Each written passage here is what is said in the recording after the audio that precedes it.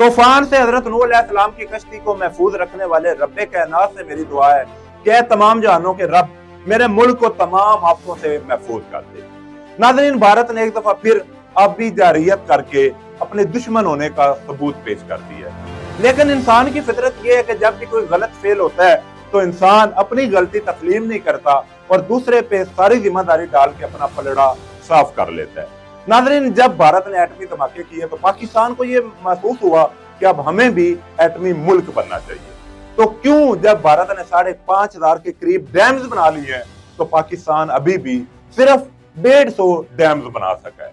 नाज़रीन, कौन है वो जिम्मेदार जो दरख्त के कटाव के जिम्मेदार हैं और फिर क्लाउड बर्स्ट जो है वो नमूदार हो जाता है?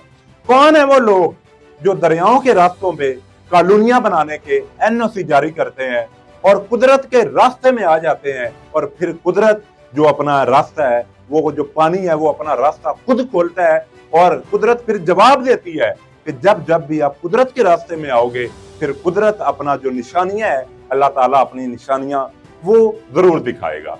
हम क्यों अपने सैलाब हर आफत आने से पहले क्यों हम एहतियाती तदाबीर नहीं करते?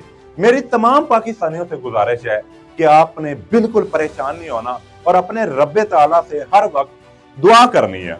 नाज़रीन, जब भी पाकिस्तान में कुदरती आफत आती है तो तमाम चंदा लेने वाली जमातें सामने आ जाती हैं और फिर चंदे के नाम पे लूटा जाता है और पाकिस्तानियों से ही पैसे लेके अपनी जेबें गर्म कर ली जाती हैं और फिर जब वो कुदरती आफत चली जाती है, अल्लाह ताला हमें उसे महफूज कर लेता है, तो उसके बाद फिर हम सब कुछ भूल जाते हैं।